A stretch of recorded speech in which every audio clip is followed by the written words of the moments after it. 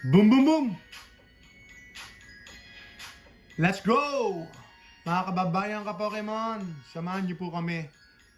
Happy lunch, magandang tanghali po sa inyo lahat, mga kaibigan.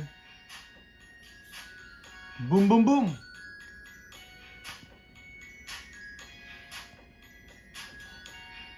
Let's go! Magandang araw po, magandang tanghali po sa inyo lahat. Kumusta po kayo? 2 packs lang po tayo. Paldea Evolve, 2 packs lang muna tayo, 2 packs! Huwag niyo po ako i-influence na magdagdag ng maraming packs. 2 packs lang muna tayo, mga kaibigan. Mga kababayan ka Pokemon, Paldea Evolve, I think 9,000 po tayo dyan. 9,000 tayo sa Paldea Evolve. Happy lunch po sa inyo lahat.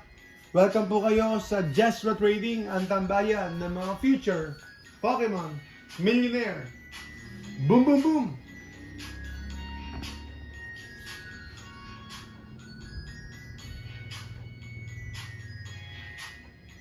Magandang tanghali po sa inyo lahat. 2 packs lang muna tayo. Bakit po 2 packs lang? Talagang napakataas po ng hit rates, in the sense na napakarami mong packs na kailangan mong buksan. So mababa po yung pull rates or hit rates po. Napakababa po ng hit rates or pull rates. To correct myself. Ang dami po natin dapat buksan na packs. Based po sa initial information ay 1,533 yata na packs ang bubuksan mo. Doon ka pala makakakuha ng specific SIR tulad po ng Gengar. Boom, boom, boom! Pwedeng mas maaga, tsamba-tsamba lang yun. Pwedeng mas matagal. Pero ang general computation po ay nasa 1,533 packs. So narito po ang inyong munting lingkod. Ako po ay nagpipetition sa inyo. Ako po ay ang tao dito ay humihingi ng tawad sa inyo, mga kababayan ka Pokemon, na kung saan dalawa lang muna ang ating bubuksan araw-araw. Dalawa lang po muna. Dalawa lang muna ang bubuksan natin araw-araw. Boom, boom, boom! Siyempre dito po sa Jesra Trading, ang focus natin dito shield collecting, shield investing. In a way ay makatulong po tayo over time sa ating mga kababayan ka Pokemon, sa mga papasok po sa hobby na ito na kung saan ay magastos din, may kamahalan din, pero masaya pa rin. And then don't forget, meron po siyang return. Meron pong appreciation ng value at pwede kang kumita on the side. Hindi naman talaga ito yung magiging kabuhayan per se, kundi more on ano lang siya, supplement or hobby lang po talaga na meron pong potential mag-grow, potential mag-appreciate in value, at in a way ay parang extra investment. Isa po siyang pwedeng hobby and investment. Pero syempre, wag naman totally dito lahat ilagay yung pera. So wag naman dito palagi ilalagay yung pera o dito naman lahat ilalagay yung pera. Ano lang siya? Side hustle lang kumbaga. O kaya sideline lang po. Or extra income lang kung gusto niyo magkaroon ng income dito, or game lang talaga, or hobby lang po talaga. At kung tumaas ang presyo ng mga collection natin, bonus na lang po yun. Sir Sed, boom boom boom! Eh yan po ang target natin. Mga kababayan ka Pokemon, ito, nagsimula din po ako sa kukonti. Awa ng Diyos sa tuloy-tuloy na pag-iipon natin, sa tuloy-tuloy na pag-aaral at saka pag-educate sa sarili natin through YouTube, through Facebook, through reading materials, or through experience na rin, pakonti-konti ay nag-accumulate po tayo ng mga collection natin. At lahat ng ito ay nagsimula lang po talaga sa kukunti lang naman. Kaya ayan, shout out sa mga marami na pong collection or talagang matagal ng milyonaryo. Shout out po sa mga matagal ng milyonaryo dyan. Boom boom boom!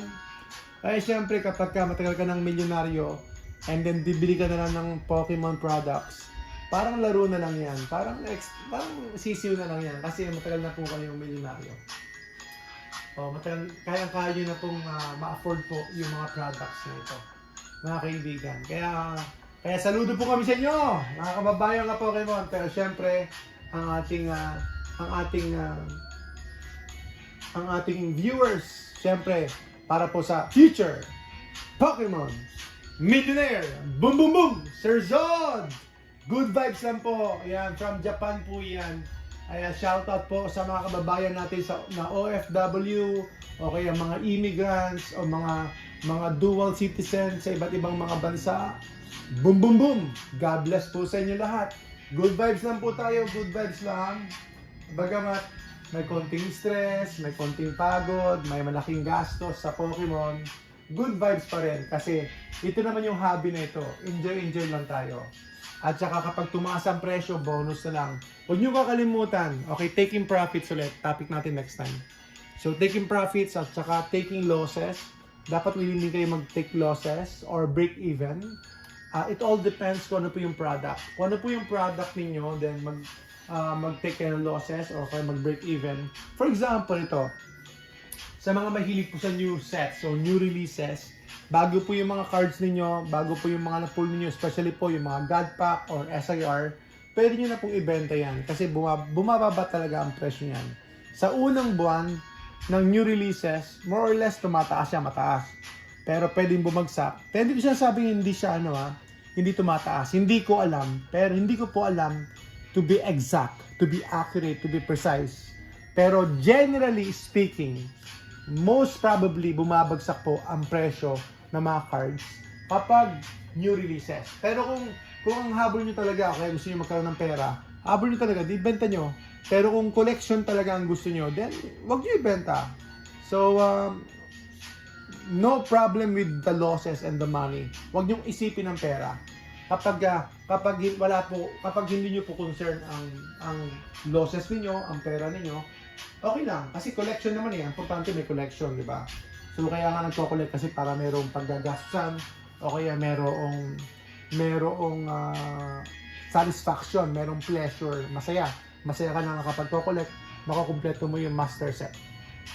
Pero syempre, yung iba naman, yung gusto nila ay in a way, hindi naman sila malugi, di ba? So sino ba naman? Generally speaking, marami din may gusto gano'n.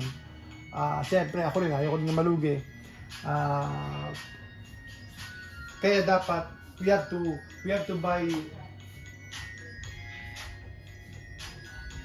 to buy things na dapat po productive tayo. Ayun, tama po yung item na binibili natin. We have to make the smart move. Yung pinakatama at pinakamatalinong move na pwede natin gawin dito po sa hobby natin. Ang isa sa mga dapat natin gawin, magbabago na po ako. Ang isa po sa dapat natin gawin ay hindi na po ako mag-open na maraming packs, kaya nananawagan po ako sa inyo, humingi ako ng tawad. Sisikapin ko kasi parang napakalaking pera naman na yung mawawala sa atin pag mag-open tayo every single day ng napakarami. Mag-open pa rin tayo, mga 2 packs lang. Boss 2-pack muna tayo, ha? Boss 2-pack! Boom, boom, boom! Boss 2-pack muna tayo kasi siyempre kung may Boss Toyo, ayan, di ba? Meron din tayong Boss 2-packs. Boom, boom, boom! Sir Joshua, Sir Seth, Sir Zod, good afternoon po sa inyo lahat. Good vibes lang tayo dito. PM nyo po kami or kaya mag-comment po kayo, mag-share po kayo, mag-like po kayo. Happy Friday po. Friday na naman. Ang bilis ng panahon. Try natin itong isang taon. Mag-open pa rin tayo ng packs. Pero around 2 packs lang. Around 2 packs lang tayo para hindi naman tayo mahagaran sa gastos. Ano lang po ito? Hindi naman sinabi ng asawa ko. Initiative ko lang po ito kasi inimagine ko. I've been opening packs non-stop. So, nag-i-spend ako ng around 5,000 pesos. Sabihin natin, around 5,000 pesos. Around 5,000 pesos sabihin natin every single day. So, it's not smart. It is not smart. For the purpose lang na makapag-content tayo or makachamba tayo and then para po sa inyo. Pero not necessarily smart siya, mga kaibigan. Although marami lang tayong stocks, marami tayong mga items, at hindi naman talaga tayo totally losses kasi we work hard sa hobby na to. We work hard talagang almost almost 24. Sabi ko, kaya ko sabihin na we're always working 24/7, 365 days a year. Talagang dire-diretso po. Pero syempre, nadidiminish po at nadidepreciate po yung ating investment, yung ating portfolio, kapag nag-o-open po tayo ng mga packs. So ito po ang payong kapatid, payong ka-Pokemon ninyo. Huwag po kayong open ng packs. Boom, boom, boom! Basta tayo, boss, 2 packs. Pero kapag may nakuha tayong God Pack, ibang kwento to. Ibang kwento, God Pack naman tayo. Boom, boom, boom! Hindi pa ako nakakuha ng God Pack. No? Kahit sa Black Bolt, White Flare, wala pa. Saan pa ba? Sa 1.5 ba nakakuha ko? 2 beses yata. I'm not sure. Demi God Pack or yan, yung tatlo, yung God Pack ng 151. Demi God Pack sa Prismatic Evolutions. Ano ba? Wala na ako nakumang God Pack dito. Siyempre sa Ascended Heroes, wala pa naman talaga. Wala pa tayong masyadong nakukuha kahit na SIR. So, yan po, mayroon tayong Phantasmal Flames, pero medyo mataas po yung kuha natin. For opening po, 5-5 po tayo sa Phantasmal Flames. Sir Lester, 5-5 po tayo sa Phantasmal Flames. Good afternoon po, Sir. Good afternoon po, Sir Alan. Ay dito po ang ating dakilang kalbo. Charizard! Boom, boom, boom! Kumusta po kayo? Good vibes lang tayo. Siyempre, tuloy-tuloy na lang tayo sa ating MTG. Ito po yung MTG natin. Kung may mga gusto po kayo, Jumpstart, Booster, Foundations. Mga kaibigan, yan po yung mga MTG natin. Kung may mga One Piece, kung may mga gusto po kayo, PM nyo lang po kami. Kaya, ayan po ang panawagan ko sa inyo. 2 packs lang muna ako. Humingi ako ng approval, ng permission sa inyo. 2 packs lang muna. Alam kong interested din po kayo sa pag-open ng packs, na makapanood kayo na mas marami para may mapool tayo talaga. Pero ako po ay nananawagan sa inyo na mukhang 2 lang muna. Control ko sarili ko. Actually, hindi ko na nakokontrol sarili ko eh.